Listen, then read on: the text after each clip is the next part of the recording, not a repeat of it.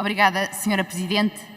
Também eu começo por saudar os peticionários, mais 7.500 peticionários, se me permitem, na pessoa do primeiro subscritor, o Sr. Bernardo Alexandre da Silva Venâncio, relativamente a esta petição em que pretendem que haja aqui uma alteração do regime jurídico das armas e munições, bem como uma regulamentação da chamada modalidade de Airsoft.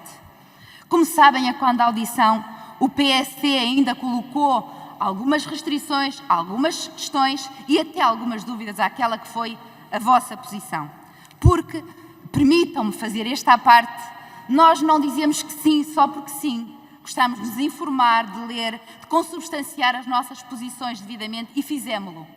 E por termos feito isso mesmo, apresentamos, entretanto, um projeto de lei que visa não só a questão do Airsoft, mas é mais abrangente e é por esse motivo que não está a ser discutido aqui hoje, que vem precisamente de encontro àquelas que são as vossas reivindicações. Começamos, nomeadamente, por pedir que seja expressamente eliminado do atual regime jurídico das armas e munições a referência ao Airsoft. E fazemos-lo por uma série de questões, para além da questão da diretiva europeia. Nós somos uma comunidade europeia onde todos os cidadãos têm que estar em igualdade de oportunidades. E dizia-se aqui durante o debate, as cores só são vistas pelo próprio proprietário ou podem ser usadas, como aliás eu própria na altura referi com algum receio, para simular armas de fogo verdadeiras. Mas a verdade, e sendo eu do Alto Minho, é que se eu passar de Valença para Tui, já posso usar sem cores, mas em Portugal não posso.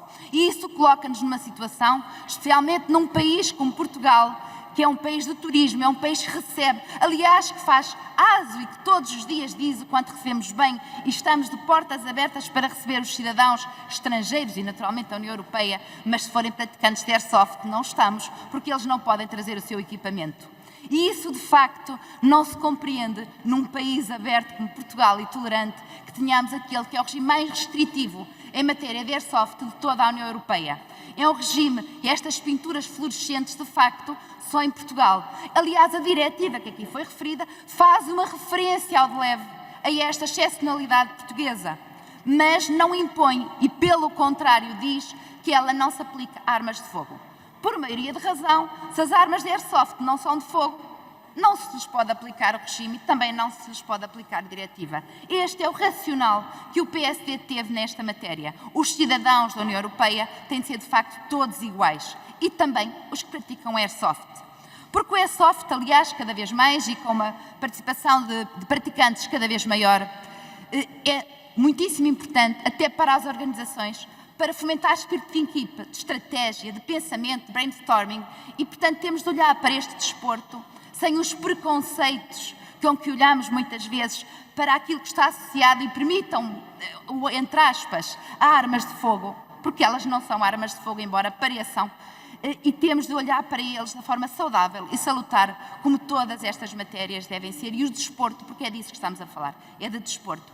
E por essa razão o PS acompanhou, como vos disse, aquela que foi a vossa reivindicação, porque achamos que ela é justa, equilibrada e certa. Não está aqui discutida hoje, porque nos parece também, faz muito mais sentido que seja discutida de uma forma mais alargada, juntamente com o diploma do Governo, que versa sobre outras matérias, e o PSD optou por fazê-lo de uma forma mais abrangente e não, mais uma vez, perdoem-me, estarmos aqui a mexer na lei, ponto a ponto, sem uma sistemática, sem olhar para ela para um conjunto equilibrado. E, portanto, pareceu-nos que fazer só esta alteração não era equilibrado, mas tínhamos de rever também pontualmente mais alguns erros que ficaram no anterior regime das armas e munições e não podíamos perder a oportunidade. E, portanto, já sabem, contam connosco, a nossa posição foi bem clara com o projeto de lei e esperemos que o Governo também tenha depois abertura para rever com cuidado e aceitar aquelas que foram as nossas sugestões. Muito obrigada, disse.